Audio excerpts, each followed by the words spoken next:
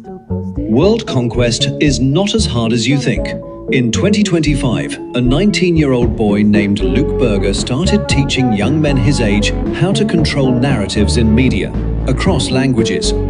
He quickly gained traction, and just like that, from his small bedroom, in a few months, he had an army of young men located in all 195 countries, spreading his messaging in more than 100 languages. He got paid from the movements he created, and he quickly became the most influential figure in every country on Earth, even with internet censorship. In fear of Luke swaying native populations to favor other countries, many foreign government organizations tried to track him down.